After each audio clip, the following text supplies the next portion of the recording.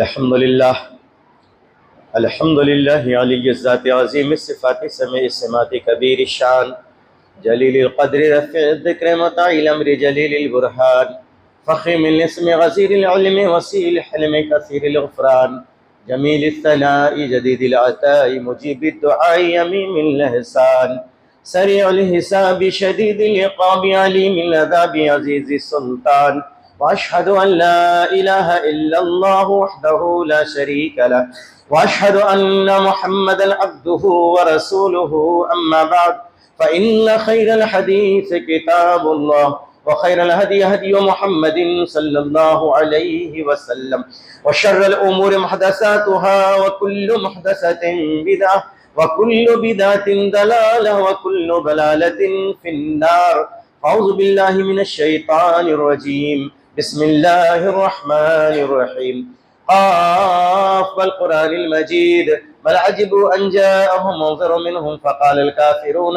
هذا شيء عجيب أئذا متنا وكنا ترابا ذلك رجع بعيد قد علمنا ما تنقص الأرض منهم وعندنا كتاب حفيظ رب اشرح لي صدري ويسر لي أمري واحلل عقدة من لساني يفقهوا قولي سبحانك لا علم لنا إلا ما علمتنا إنك أنت العليم الحكيم رب زدني علما وارزقني فهما قال الله عز وجل في القرآن المجيد أعوذ بالله من الشيطان الرجيم بسم الله الرحمن الرحيم لقد من الله على المؤمنين إذ بعث فيهم رسولا من أنفسهم يتلو عليهم آياته ويزكيهم وَيُعَلِّمُهُمُ الْكِتَابَ وَالْحِكْمَةَ وَإِنْ كَانُوا مِنْ قَبْلُ لَفِي ضَلَالٍ مُبِينٍ۔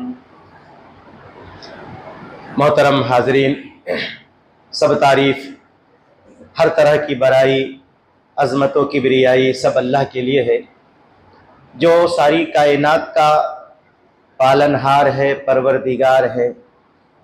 درود و سلام اللہ کے سب نبیوں پر، تمام رسولوں پر، ان سب کی آل پر، ان سب کی ازواج پر، ان سب کی امتیوں پر، خاص کر سب سے بڑھ کر درود و سلام حضرت محمد مصطفیٰ صلی اللہ علیہ وسلم پر، ان کی بھی آل پر، ازواج پر، ان کی تمام موحد امتی پر۔ بیشتر لوگوں تک آج کے جمعہ کے خطبہ کا موضوع پہنچ چکا ہوگا، محبت رسول کا اصلی نمونہ۔ یہ عنوان کئی طرح سے پیش کیا جا سکتا ہے۔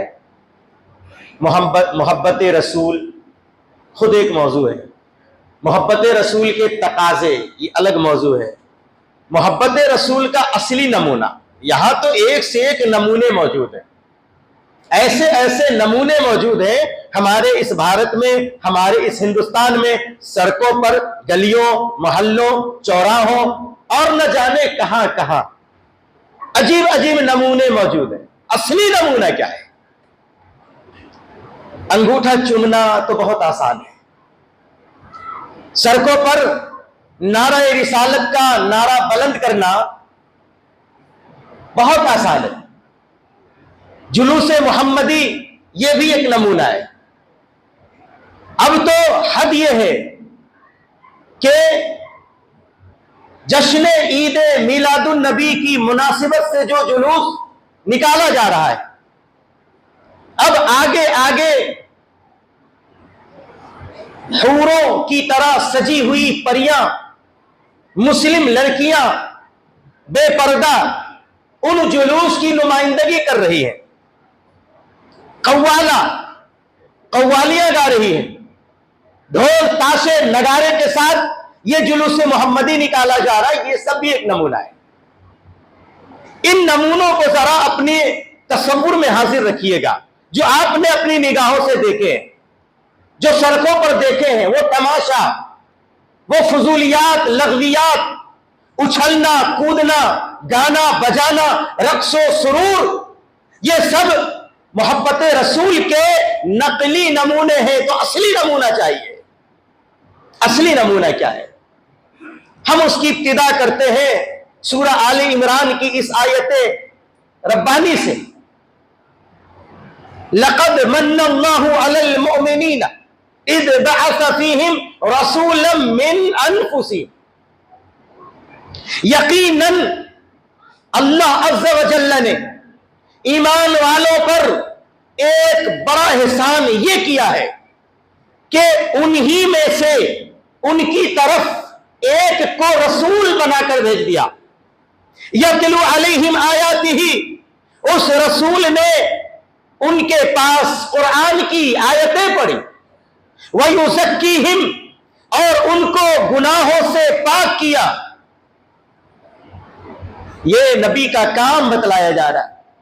یتلو علیہم آیاتہ وَيُزَكِّيهِمْ وَيُعَلِّمُهُمُ الْكِتَابَ وَالْحِکْمَةَ، اور اس رسول نے کتاب اور حکمت پڑھایا. کتاب یعنی قرآن، حکمت یعنی نبی کی بات جو اللہ کی جانب سے نبی کے دل پہ القا ہو، نبی کی زبان سے جاری اللہ کرائے. وہ سب نبی کی زبان سے جو الفاظ نکلے، جو جملے نکلے، وہ ہدایت پر مشتمل تو ہے ہی، وہ سراپا حکمت ہے. نبی کا فرمان حکمت ہے. تو اس نبی نے کیا کیا؟ قرآن اور حکمت کی اللہ کے بندوں کو تعلیم دی. قرآن و حکمت. تیسری چیز بعد میں آئی، فقہ.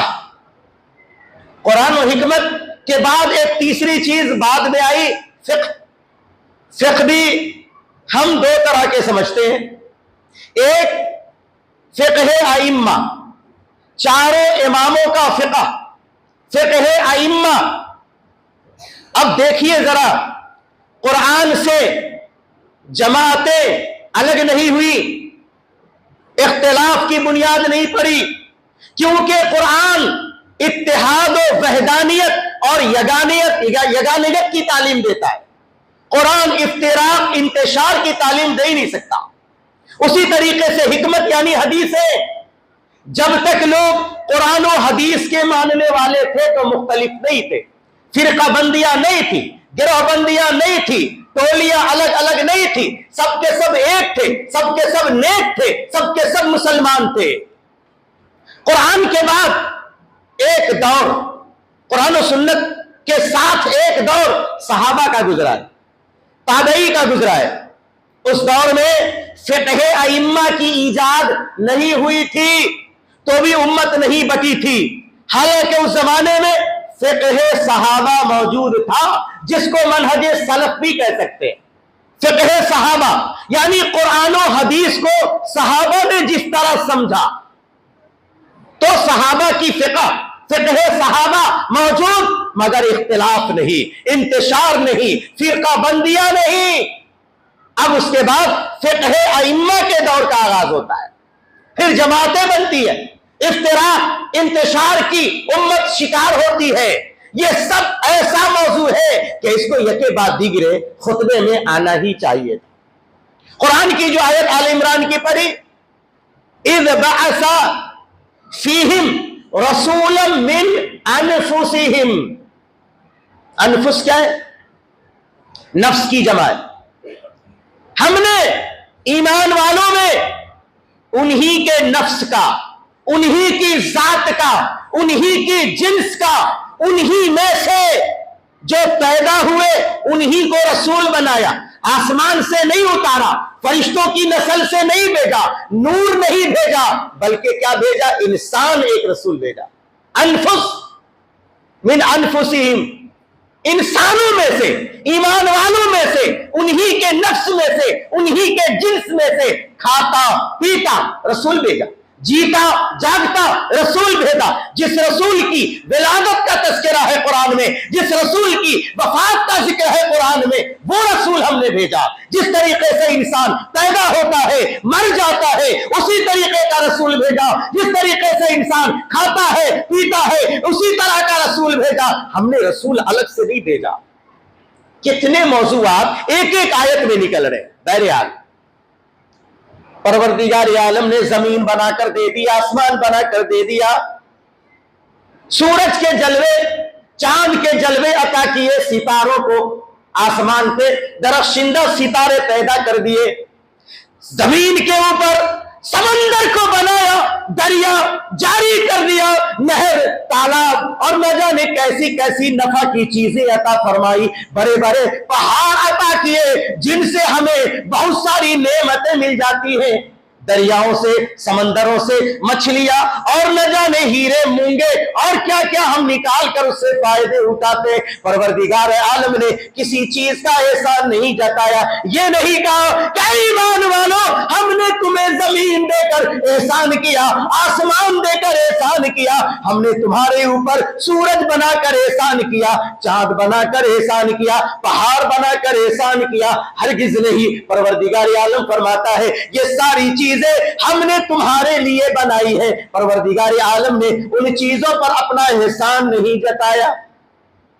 لو بنا دیا ہے، زمین دے دی ہے، آسمان بنا دیا ہے، فائدے اٹھاؤ، تمہارے کام کی چیزیں ہیں، مگر جب ذات محمد کا ذکر آتا ہے اللہ فرماتا ہے لقد من اللہ علی المؤمنین، ایمان والوں پر ہم نے احسان کیا ہے۔ یہ ہے احسان اللہ کا۔ کون؟ محمد رسول اللہ، دنیا کی تمام نعمتوں سے افضل، دنیا کی تمام چیزوں سے بہتر، حتیٰ کہ ہماری ذات سے افضل، ہمارے ماں باپ سے بہتر، ہر چیز سے بہتر و افضل رتبہ درجہ جناب محمد مصطفیٰ صلی اللہ علیہ وسلم کا ہے۔ یہ دیا تو اللہ نے کہا یہ ہمارا احسان ہے، نہ دے تو بھٹکو، نہ دے تو بھٹکو، زمین پر لیٹو، ناپ ناپ کر اٹھو، پھر لیٹو، ناپ ناپ کر اپنے جسم کو ناپو، کھڑے ہو جاؤ، لیٹو۔ دیکھا نا آپ نے وہ غلاظتوں پر لیٹ لیٹ کر جانا، گزرنا پڑتا۔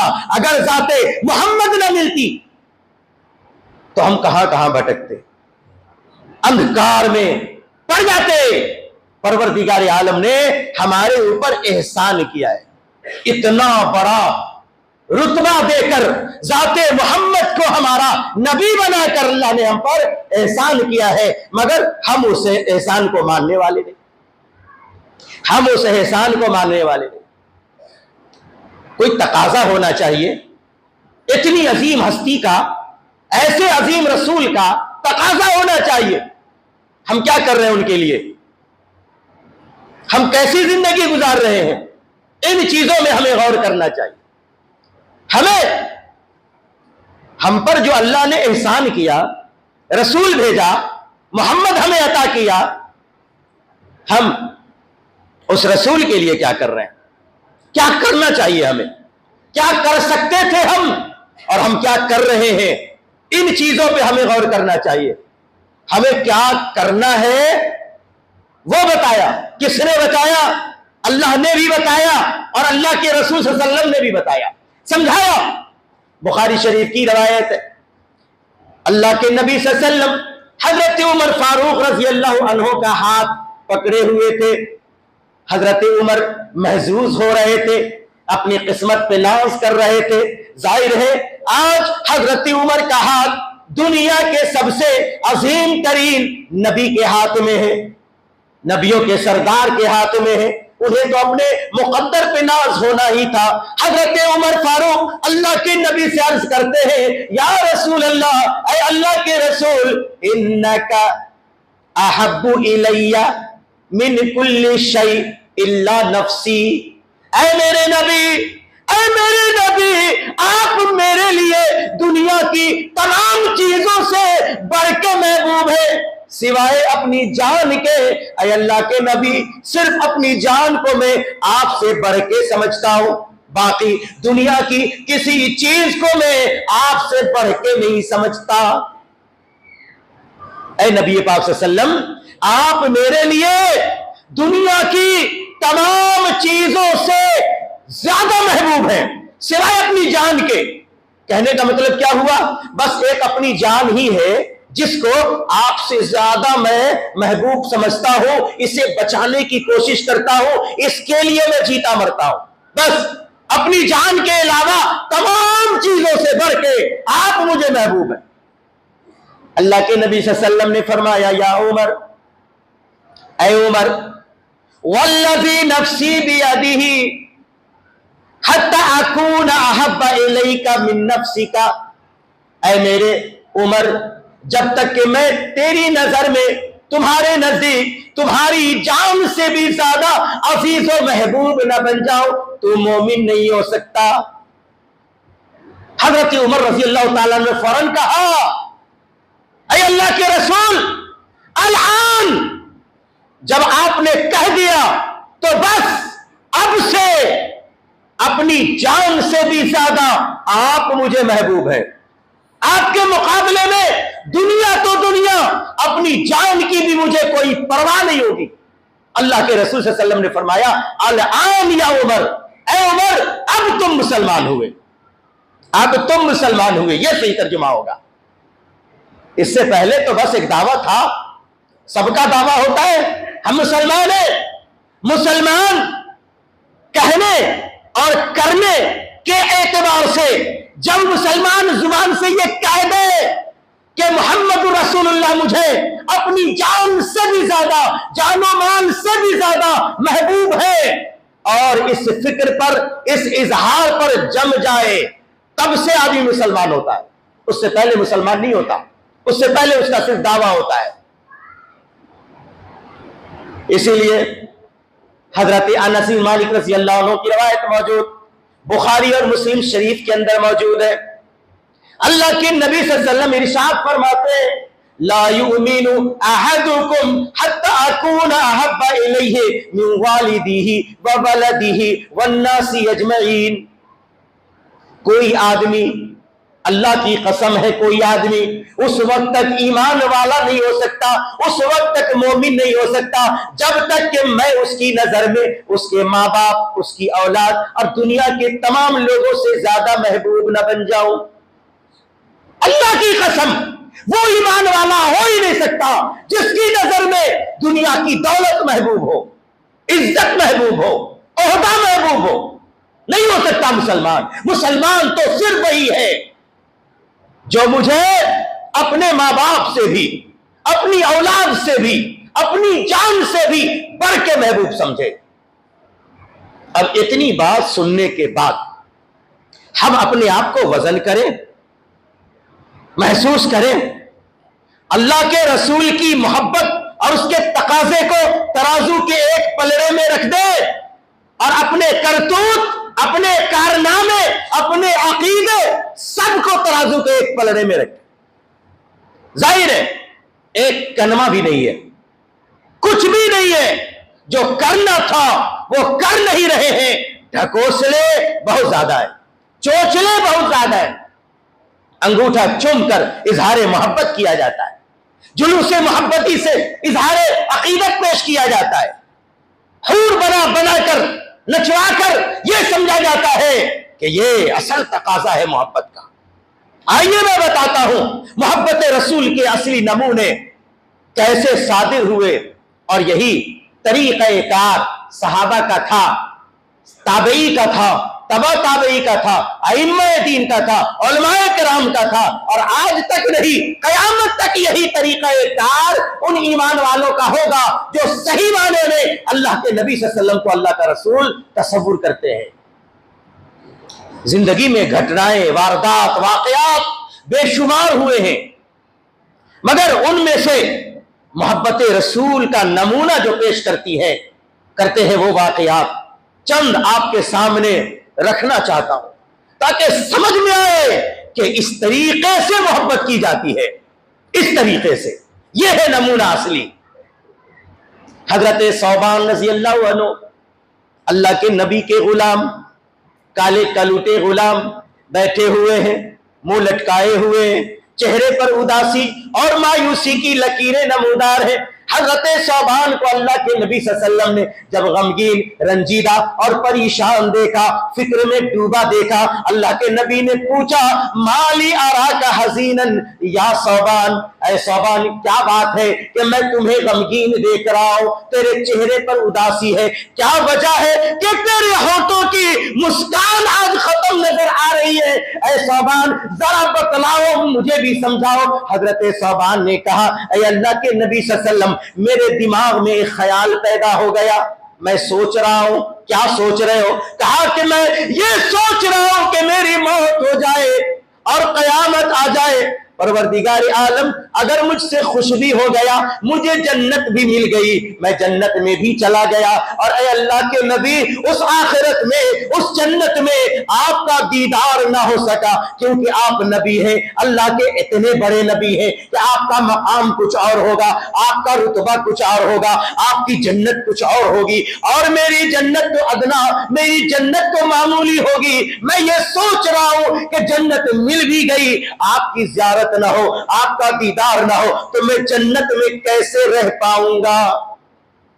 صحابہ ایسی محبت کرتے تھے، جنت مل بھی گئی، جنت میں ہم چلے بھی جائیں گے اور آپ ہی کو نہیں دیکھ پائیں گے تو ہم جنت میں رہ کیسے پائیں گے؟ اللہ اکبر۔ اللہ کے نبی بھی سسک گئے، ٹھٹک گئے، رک گئے، خاموش ہو گئے۔ ایسا چاہنے والا محبت رسول کا اصلی نمونہ یہ ہے کہ مرنے کے بعد نبی کو دیکھنا، نبی سے ملنا اسے جنت سے بھی زیادہ محبوب۔ اللہ تعالیٰ نے قرآن کی آیت اتار دی، سمجھا دیا تمہیں ڈرنے کی، غم کرنے کی سامان ضرورت نہیں ہے۔ اللہ کا یہ قاعدہ ہے کہ انسان جس سے محبت کرتا ہے اسی کے ساتھ حشر بھی ہوگا اور اسی کے ساتھ جنت میں بھی رہے گا۔ نبی سے محبت ہوگی، نبی کے ساتھ ہوں گے، شہیدوں سے محبت ہوگی، شہیدوں کے ساتھ ہوں گے، صحابہ سے محبت ہوگی تو ان کے ساتھ ہوں گے، گانے والوں سے، بھنگڑا ڈالنے والوں سے، اچھلنے والوں سے محبت ہوگی تو ظاہر ہے انہی کے ساتھ ہوں گے۔ اب اپنا ذرا سوچ لے، فیصلہ کر لے کہ محبت دل میں اللہ کے رسول کی کیسی ہے تو سچی ہے کہ جھوٹی ہے، اور محبت کا یہ جو ناٹک ہو رہا ہے یہ اصلی نمونہ ہے کہ نقلی ہے؟ آئیے آگے بھی دیکھتے ہیں، نمونے اور بھی ہیں، اصلی نمونے اور بھی ہیں۔ غزوہ بدر کے بعد معرکہ احد کو یاد کیجیے، اللہ کے نبی اور صحابہ کے لیے یہ جنگ کتنی سنگین جنگ تھی۔ شکست کے بعد کا تصور ذرا لائیے، 70 صحابہ کی شہادت، اللہ اکبر۔ وہ 70 صحابی جن کے ساتھ اللہ کے نبی صلی اللہ علیہ وسلم نے اپنا بچپنا گزارا، اپنی جوانی طے کی، نبوت کے دور میں جن کی صحبتیں اختیار کی، جن کے ساتھ آپ سفر و حضر میں رہا کرتے تھے، آج ان میں کے 70 صحابہ شہید ہو گئے۔ اللہ کے نبی صلی اللہ علیہ وسلم نے 70 صحابہ کو دفنانے کے بعد رنجیدہ، غمگین، آنکھوں میں آنسو لے کر مدینہ کی طرف روانہ ہو رہے ہیں، بوجھل قدموں سے آپ مدینہ جا رہے ہیں۔ اس شکست کی خبر اہل مدینہ کو ہو گئی۔ مدینہ میں کوئی نہیں سوائے عورتوں کے، مدینہ میں کوئی نہیں سوائے منافقوں کے، مدینہ میں کوئی نہیں سوائے بوڑھوں کے، مدینہ میں کوئی اور نہیں سوائے چھوٹے چھوٹے بچوں کے۔ ظاہر ہے منافق ان کو کیا مطلب ہے جنگ؟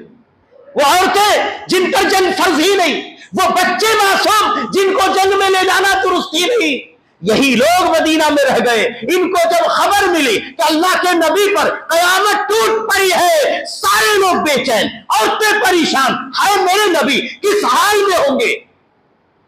حضرت خنسا انہی عورتوں میں سے ایک عورت مدینہ سے باہر آ کر اللہ کے نبی سے ملنا چاہتی ہے، نبی کی خیریت معلوم کرنا چاہتی ہے۔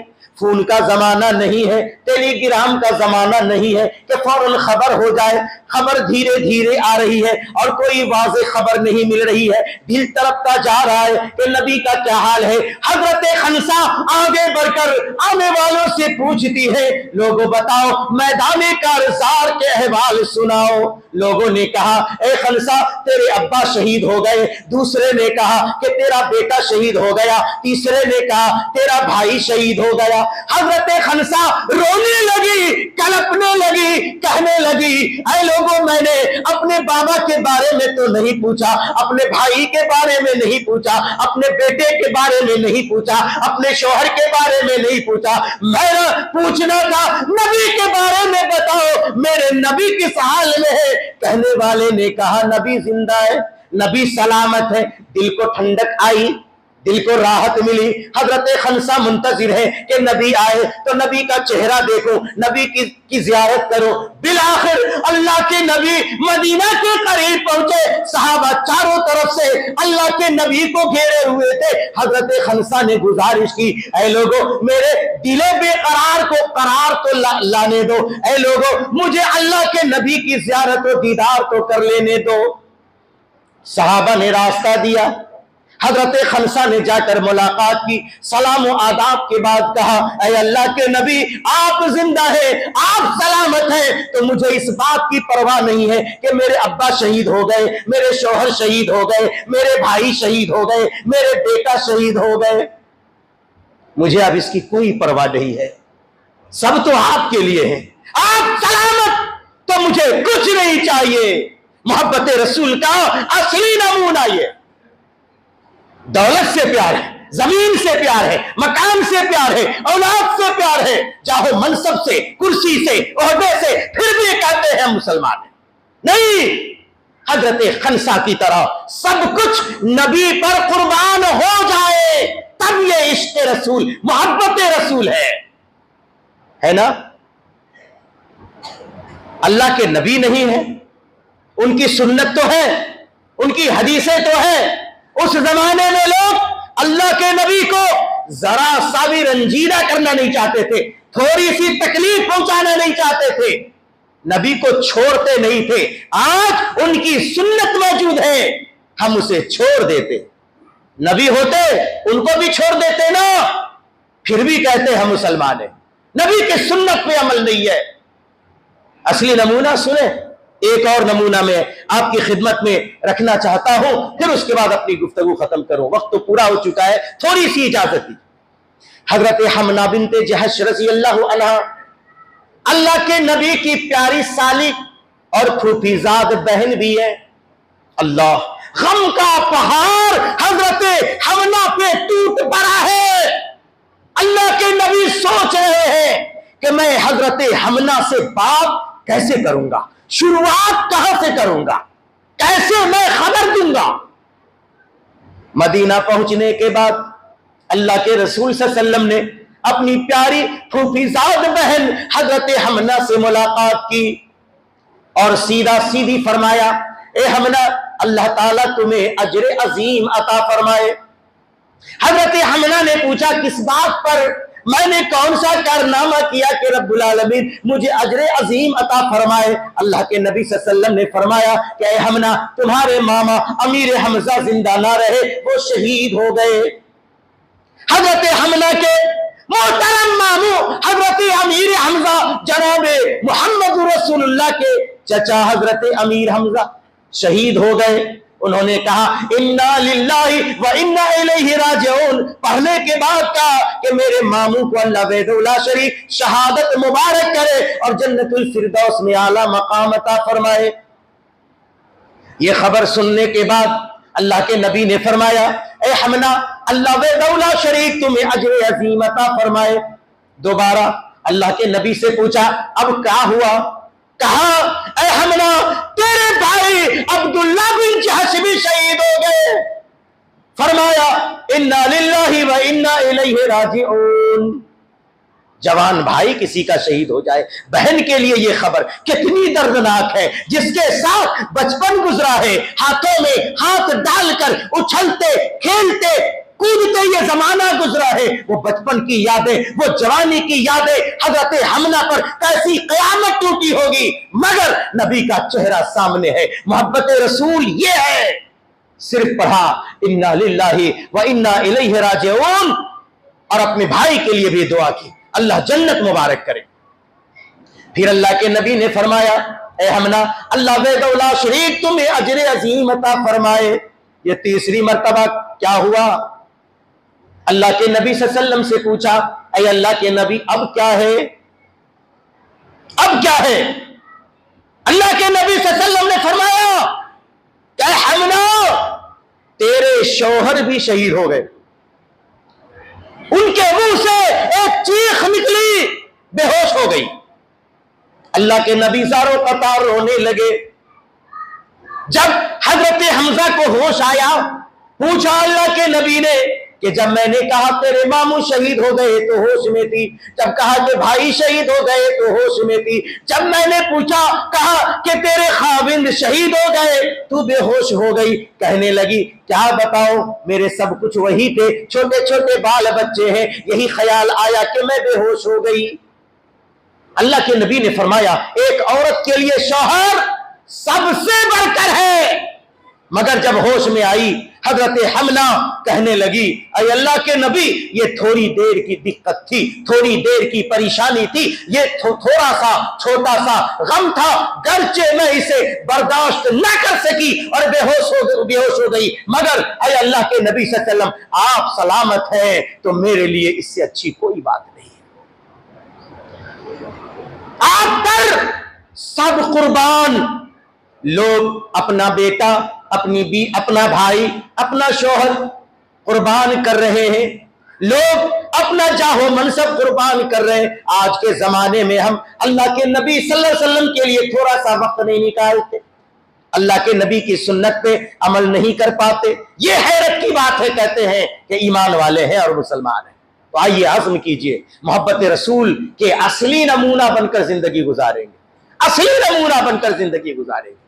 ارے انگوٹھا چومنا کیا ہے، انگوٹھا چبا ڈالیں گے، اگر تقاضا ہو وقت کا تو چبا ڈالیں گے، لیکن جو تعلیم نبی نے نہیں دی اس تعلیم کو عام کرنا یا اس پہ عمل کرنا یہ محبت رسول نہیں ہے، بلکہ صرف ایک تماشا ہے، صرف ایک تماشا ہے۔ اور تقاضا کیا ہے کہ اللہ کے نبی صلی اللہ علیہ وسلم کی سنتوں کو تلاش کر عمل کیا جائے، یہ محبت رسول ہے۔ اللہ تعالیٰ سے دعا ہے کہ پروردگار عالم ہم سارے مسلمانوں کو محبت رسول سے آشنا فرمائے۔ پروردگار عالم اللہ کے نبی صلی اللہ علیہ وسلم کی ہر سنت کو اپنی جامہ پہنانے کی توفیق عطا فرمائے۔ پروردگار عالم بدعت و خرافات سے اجتناب کی صلاحیت عطا فرمائے۔ آمین یا رب العالمین برحمتک یا ارحم الراحمین۔ والسلام علیکم ورحمۃ اللہ۔